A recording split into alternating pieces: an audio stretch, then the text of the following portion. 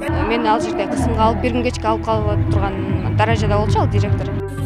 Видеокамераңды өчүр дедим. Өчүргөдү эле, өчүр деп заставить эттим. Жалал-Абадта карылар үйүнүн жетекчиси тарабынан кысымга кабылган кабарчынын окуясын милиция териштирип баштады. Андагы окуяга ылайык аймак редакциясынын кабарчысы карылар үйүнөн алардын жашоосу тууралуу маалымат топтоого барган. Ал учурда жетекчинин карыяларга орой мамиле жасаганына күбө болгон. Жагдайды тасмага тарта баштаган учурда жетекчи тарабынан кысым башталган. Старший докторунан интервью алып атсам эле бир кары келип, өзүнүн мелкий проблемаларын директорго айтып калды. Ал директор болсо аны 1-класстын окуучусундай жаш баладай кылып, катуураак үн менен урушуп келди. Мен аны телефонго тартып алдым. Тартып алганымды көрүп эле директор ошол замат эле колуман фотоаппарат, телефонду жулуп алып, сен мындай кылганга акың жок, сен мен айтканды гана тартышың керек, сен мындай жаман нерсени тартканга болбойт. Өчүрбөйчү кетпейсиң деп дарбазаны култап, ал жерге бир охрана туруп алды. Анан айласыздан мен өчүргөнгө туура келди. Бардыгын фотоаппараттын бардыгын формат кылдым, телефондун бардыгын формат кылдым, өчүрдүм. Андан кийин мен паспортумду мажбурлап тартып алды. Эшикте мени айдоочу күтүп турган. Карылар үйүнө алып барганда мени жарым саат күтүп туруң деди. Жарым саат күтүп турсам эле ызы чоло баштады. Ызы чолгондо эле секен мени карадым да. Баратан тешинен карасам, кызды нарака берака экөө булкуп атыптыр колунда телефону менен. Мемесі фотоаппаратын талашып. Кыз ыйлап атыптыр, баягы журналист жаш. Баягы баратаны ачайын десем ичинде кароолу түртүп туруп алыптыр.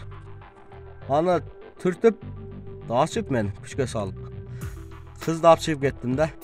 Баягы директору бар экен, мурдун балта кеспейт экен анчы. Либо жериңе бар дейт го. Мекеменин жетекчиси Аида Байжигитова журналист тарткан кадрларды мажбурлап өчүрткөнүн моюндайт. Ал эми картайган адамга жасаган мамилеси боюнча анын кулагы жакшы укпайт деп түшүндүрүүдө. Ошо тартам деп аракет кылды. Анан кийин мен аны тартпа дедим. Мен ошо больнойду айтып, кийин сүйлөшөбүз деп анын жонунан таптап, мен потом поговорим, не ругать, взаимное отношенияда жашагыла деп мен аны сүйлөгөнүм үчүн. Мен ошо болгон, мне голос повышенный болгон үчүн ошол эле.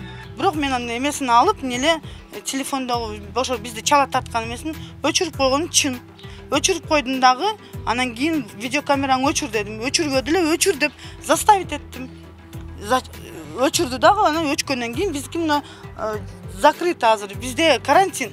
Бизде эч кимди киргизбешибиз керек, эч кимди чыгарбашыбыз керек. Абдыкерим кызы өз укугун коргоп карылар үйүнүн жетекчисинин үстүнөн арыз жазды. Аталган иш милициянын Сузак райондук бөлүмүнө катталды. Учурда сотко чейинки өндүрүш ачылып, тергөө иштери башталды. Бул окуя Сузак райондук ички иштер бөлүмүнүн кылмыштардын жана жоруктардын бирдиктүү реестринде Кыргыз Республикасынын жоруктар жөнүндө кодексинин 119-беренеси майда бейбаштык менен катталып, сотко чейинки өндүрүш ачылган.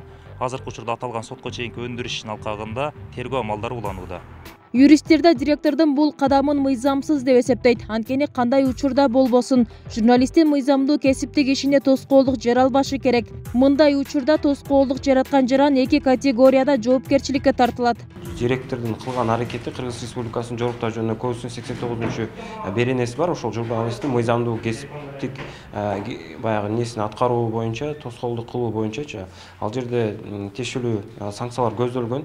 Ал жерде 60 000 сомдон 80 000 сомго жарыма же болбосо ээлеген кызматынан 1 жылдан 2 жылга чейин чет өтүү боюнча.